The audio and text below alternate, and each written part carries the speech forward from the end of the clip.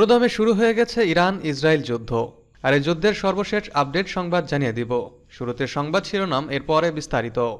Iron ড্রোম চুরমার, Israeli সদর দপ্তর গুড়িয়ে দিল ইরান। এদিকে এবার ইরানের পুলিশ প্রধানকে শেষ করে দিল ইসরায়েল। জানাবো মুসলিম বিশ্বকে ইসরায়েলের সঙ্গে সম্পর্ক ছিন্ন করার আহ্বান পাকিস্তানের। আরও থাকছে হামলার দুদিন আগেই ইসরায়েলে ক্ষেপণাস্ত্র পাঠিয়েছে যুক্তরাষ্ট্র। এবং সর্বশেষ থাকছে আয়াতুল্লাহ সরকারের প্রতিটি স্থাপনায় হামলা হবে, হুঁশিয়ারি নেতানিয়াহুর। এখন বিস্তারিত। আয়রন ড্রোম চুরমার, ইসরায়েলের সদর দপ্তর গুড়িয়ে দিল ইরান।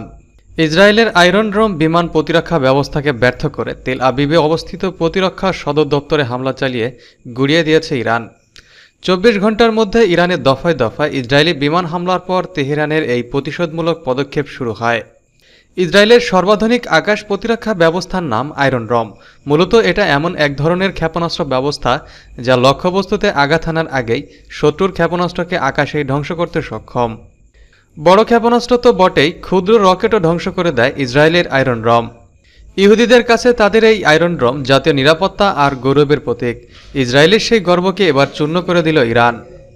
সংবাদ মাধ্যম দ্য টাইমসের যাচাই করা একটি ভিডিওতে দেখা গেছে তেল আবিবের একেবারে কেন্দ্রস্থলে আঘাত হানে ইরানের ক্ষেপণাস্ত্র, যেখানে ইসরায়েলি প্রতিরক্ষা বাহিনীর সদর দপ্তর সহ বেশ কয়েকটি সামরিক স্থাপনা অবস্থিত। এই ভিডিও ছড়িয়ে পড়েছে সামাজিক যোগাযোগ মাধ্যমে। 19 সেকেন্ডের ওই ক্লিপে দেখা যায় ইসরায়েলের আয়রন ড্রোম একটি ইরানি ক্ষেপণাস্ত্রকে বাধা দেওয়ার চেষ্টা করছে। তবে ক্ষেপণাস্ত্রটি ওই আয়রন ড্রোম ভেঙে চোখের পলকে প্রতিরক্ষা সদর দপ্তর আঘাত হানে। ক্লিপটি শুরু হয় বিকট শব্দ বেরিয়ে আসা প্রজেক্টাইল দিয়ে। তারপর আলোর ঝলক এবং আগুনের একটি গোলা বিকট শব্দে ভবনটিতে আঘাত করে। এর পেছনে তেল আবিবের কিরিয়া এলাকার মাগানির টাওয়ারটি দেখা যায়, যা আইডিএফ সদর দপ্তরের কাছে শহরের কেন্দ্রস্থলে অবস্থিত। শুক্রবার সকালে ইসরায়েল ইরানের পারমাণবিক স্থাপনা এবং সামরিক স্থাপনা লক্ষ্য করে ভয়াবহ হামলা চালায়। এতে ইরানের বেশ কয়েকজন সামরিক শীর্ষ কর্মকর্তা এবং পরমাণু বিজ্ঞানী নিহত হন। এরপর ইসরায়েলে প্রতিশোধ নিতে শুরু করে তেহরান। গতকাল শুক্রবার সকালে ইসরায়েল ইরানের পারমাণবিক স্থাপনা এবং সামরিক স্থাপনা লক্ষ্য করে ভয়াবহ হামলা চালায়। এতে ইরানের বেশ কয়েকজন সামরিক শীর্ষ কর্মকর্তা এবং পরমাণু বিজ্ঞানী নিহত হন। এরপর ইসরায়েলে পাল্টা হামলা শুরু করে তেহরান। এবার ইরানের পুলিশ প্রধানকে শেষ করে দিল ইসরায়েল। এবার ইরানের পুলিশ প্রধানকে হত্যা করল ইসরায়েল। তেহরান থেকে প্রায় 300 কিলোমিটার পশ্চিমে দেশটির হামেদান প্রদেশের আজবাদ শহরে ড্রোন হামলা ইরানের পুলিশ প্রধান সহ 2 কর্মকর্তা নিহত হয়েছেন বলে জানিয়েছে দেশটির রাষ্ট্রীয় সংবাদ সংস্থা ISNA। খবর আল জাজিরার। প্রতিবেদনে বলা হয়েছে হামেদান প্রদেশের আসাদাবাদ শহরের ইসরায়েলি ড্রোন হামলায় পুলিশের প্রধান মেজর হাবিবুল্লাহ আকবরিয়ান এবং লেফটেন্যান্ট আমির হোসেন সেফদি শহীদ হয়েছেন। ইরানের পক্ষ থেকে এখনও এই হামলার আনুষ্ঠানিক প্রতিক্রিয়া জানানো হয়নি। তবে ধারাবাহিক হামলার ফলে দেশজুড়ে নিরাপত্তা পরিস্থিতি আরও উত্তপ্ত হয়ে উঠেছে। শনিবার রাতে ইসরায়েলের সামরিক মুখপাত্র ব্রিগেডিয়ার জেনারেল এফি ডেফরিন জানিয়েছেন ইরানের 40টি বেশি সামরিক স্থাপনায় 70টি বিমান হামলা চালানো হয়েছে। এসব স্থাপনার মধ্যে আকাশ প্রতিরক্ষা ব্যবস্থা এবং কমান্ড অবকাঠামো রয়েছে। তিনি সাংবাদিকদের বলেন, আমাদের প্রাথমিক হামলার কারণে ডজনখানেক বিমান তেহরানের আকাশে অবাধে চলাচল করছে। আমরা পশ্চিম ইরান থেকে তেহরান পর্যন্ত আকাশ সীমায় মুক্তভাবে অভিযান চালাতে পারছি। তিনি আরও জানান, হামলার সময় তেহরানের আকাশে প্রায় 2.5 ঘন্টা ধরে যুদ্ধ বিমান ও ড্রোন টহল দেয়। ডেফরিন বলেন, আমরা এমন এক অবস্থান তৈরি করেছি যেখানে তেহরান পর্যন্ত আকাশে আমাদের সম্পূর্ণ নিয়ন্ত্রণ রয়েছে। তেহরান এখন আর নিরাপদ নয়। এই বিবৃতির মাধ্যমে ইসরায়েল স্পষ্ট করছে যে তাদের লক্ষ্য কেবল সীমান্তবর্তী অঞ্চল নয়, বরং ইরানের রাজধানী পর্যন্ত বিস্তৃত সামরিক অভিযানের আওতাভুক্ত। এ পর্যন্ত ইসরায়েলের হামলায় ইরানে 80 জন নিহত হয়েছেন, আহত হয়েছে 320 জন। মুসলিম বিশ্বকে ইসরায়েলের সঙ্গে সম্পর্ক ছিন্ন করার আহ্বান পাকিস্তানের। ইসরায়েলের সঙ্গে চলমান হামলা পাল্টা হামলার মাঝে পাকিস্তান ইরানের প্রতি পূর্ণ সমর্থন প্রকাশ করেছে। পাশাপাশি বিশ্বের সব মুসলিম দেশকে ইসরায়েলের বিরুদ্ধে ঐক্যবদ্ধ হওয়ার আহ্বান জানিয়েছে দেশটি। শনিবার পাকিস্তানের জাতীয় পরিষদে বক্তব্য রাখার সময় প্রতিরক্ষামন্ত্রী খাজা আসিফ বলেন, আমরা ইরানের পাশে আছি এবং তাদের স্বার্থ রক্ষায় প্রতিটি আন্তর্জাতিক মঞ্চে সমর্থন জানাব। তিনি আরও জানান, ইসরায়েল ইরান, ইয়েমেন ও ফিলিস্তিনকে লক্ষ্যবস্তু করে আক্রমণ চালাচ্ছে। মুসলিম দেশগুলো যদি এখনও ঐক্যবদ্ধ না হয় তাহলে প্রত্যেককেই এখন পরিণতির মুখোমুখি হতে হবে। পাকিস্তানের প্রতিরক্ষামন্ত্রী মুসলিম দেশগুলোর প্রতি অবিলম্বে ইসরায়েলের সঙ্গে কূটনৈতিক সম্পর্ক ছিন্ন করার আহ্বান জানান। পাশাপাশি তিনি ইসলামিক সহযোগিতা সংস্থা ওআইসিকে জরুরি বৈঠকে বসে ইসরায়েল ইস্যুতে একটি যৌথ কৌশল নির্ধারণের প্রস্তাব দিয়েছেন।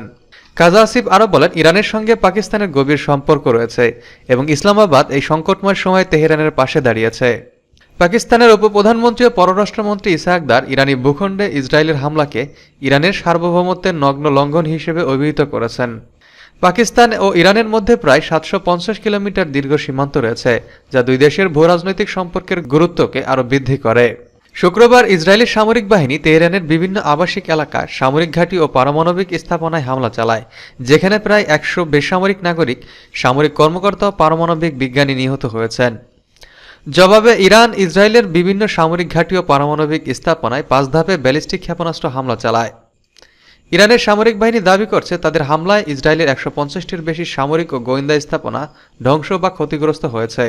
শনিবারও ইরান দ্বিতীয় দিনের মতো কামিকাজের ড্রোন ব্যবহার করে ইসরায়েলের লক্ষ্যবস্তুতে হামলা চালাচ্ছে। সামরিক বিশ্লেষকরা বলছেন, আগামী কয়েক ঘন্টায় ইরানের পক্ষ থেকে আরও শক্তিশালী ক্ষেপণাস্ত্র হামলা হতে পারে। এই অবস্থায় পাকিস্তান মুসলিম বিশ্বকে ঐক্যবদ্ধ হয়ে ইসরায়েলের সঙ্গে সব ধরনের সম্পর্ক ছিন্ন করার আহ্বান জানিয়ে একটি শক্তিশালী পন্থা গ্রহণের পক্ষপাতী। হামলার দুদিন আগে ইসরায়েলে ক্ষেপণাস্ত্র পাঠিয়েছে যুক্তরাষ্ট্র। ইরানে হামলার মাত্র দুদিন আগেই ইসরায়েলে গোপনে 300 অত্যাধুনিক AGM-114 হেলফায়ার ক্ষেপণাস্ত্র পাঠিয়েছে যুক্তরাষ্ট্র। মঙ্গলবার এসব ক্ষেপণাস্ত্র পাঠানোর পর শুক্রবারই ইরানে এক নজিরবিহীন হামলা চালায় ইসরায়েল। শনিবার 2 মার্কিন কর্মকর্তার বরাতে খবর জানিয়েছে সংবাদ মাধ্যম মিডল ইস্ট আই। বিষয়টি স্পষ্ট করে ইসরায়েলের হামলার পরিকল্পনা সম্পর্কে আগে থেকেই জানত ওয়াশিংটন। প্রতিবেদনে বলা হয়েছে, আগে থেকেই বড় পরিসরে অস্ত্র ও গোলাবারুদ মজুত করছে ইসরায়েল। এর অংশ হিসাবে ইরানে হামলার মাত্র দুদিন আগে মঙ্গলবার ইসরায়েলে ক্ষেপণাস্ত্র পাঠায় যুক্তরাষ্ট্র। অথচ সেই সময় ট্রাম্প প্রশাসন বলছিল, তারা ইরানের সঙ্গে পারমাণবিক ইস্যু নিয়ে আলোচনা চালিয়ে যেতে চায়। বিশ্লেষকদের মতে এই আলোচনা ছিল মূলত কৌশলগত সময়ক্ষেপণ। নাম প্রকাশে অনিচ্ছুক ও মার্কিন কর্মকর্তা মিডল ইস্ট আইকে জানিয়েছেন, হেলফায়ার সরবরাহের পরিমাণ এবং সময়সূচি স্পষ্ট করে দেয়, ইরানে ইসরায়েলের হামলার পরিকল্পনার বিষয়ে আগে থেকেই ভালোভাবে অবগত ছিল ট্রাম্প প্রশাসন। AGM-114 হেলফায়ার একটি অত্যাধুনিক লেজার নির্দেশিত ক্ষেপণাস্ত্র, যা মূলত সুনির্দিষ্ট লক্ষ্যবস্তুতে ধ্বংসে ব্যবহৃত হয়। বিশেষ করে মানব সম্পদ, কমান্ড পোস্ট বা ছোট ঘাঁটিতে ইরানে হামলায় এই ক্ষেপণাস্ত্র ব্যবহার করেছে ইসরায়েল। এদিকে উত্তেজনার মধ্যে ইরানের বিরুদ্ধে যুদ্ধজাহাজ পাঠাচ্ছে যুক্তরাষ্ট্র। শনিবার মার্কিন নৌবাহিনীর বরাত দিয়ে ওয়াশিংটন পোস্ট জানিয়েছে, ব্যালিস্টিক ক্ষেপণাস্ত্র ধ্বংস করতে সক্ষম যুদ্ধজাহাজ USS টমাস হার্ডনারকে পশ্চিম ভূমধ্যসাগর থেকে পূর্ব ভূমধ্যসাগরের দিকে যাত্রা শুরু করতে নির্দেশ দেওয়া হয়েছে। এছাড়া আরেকটি ক্ষেপণাস্ত্র ধ্বংসকারী জাহাজকেও অগ্রসর হওয়ার নির্দেশ দেওয়া হয়েছে, যাতে হোয়াইট হাউসের অনুরোধে তা প্রস্তুত থাকতে পারে। মার্কিন নৌবাহিনীর আরও যুদ্ধজাহাজ প্রস্তুত রাখা হয়েছে। এর মধ্যে রয়েছে USS কার্ল ভিনসন, যা বর্তমানে আরব সাগরে রয়েছে। এটি এই অঞ্চলে একমাত্র মোতায়েনকৃত বিমানবাহী রণতরী। আয়াতুল্লাহ সরকারের প্রতিটি স্থাপনায় হামলা হবে, হুঁশিয়ারি নেতানিয়াহুর। ইসরায়েলের প্রধানমন্ত্রী বেনিয়ামিন নেতানিয়াহু ইরানের প্রতিটি স্থাপনায় হামলা চালানোর হুঁশিয়ারি দিয়েছেন। তিনি বলেছেন, ইরানের আয়াতুল্লাহ শাসন ব্যবস্থার প্রতিটি স্থাপনা ও প্রতিটি লক্ষ্যবস্তুতে হামলা চালাবে ইসরায়েল। আল জাজিরা জানায়, নতুন প্রকাশিত এক ভিডিও বার্তায় নেতানিয়াহু বলেন, আমরা ইতিমধ্যে ইরানের প্রধান ইউরেনিয়াম সমৃদ্ধকরণ কেন্দ্রে কঠিন আঘাত হেনেছি। প্রয়োজন হলে আবারও তা লক্ষ্য করে হামলা করব। তিনি আরও বলেন, ইরানের ব্যালিস্টিক ক্ষেপণাস্ত্র থেকে বড় ধরনের হুমকি রয়েছে। আমরা তাদের ক্ষেপণাস্ত্র তৈরির সক্ষমতা ধ্বংসের পদক্ষেপ নিয়েছি।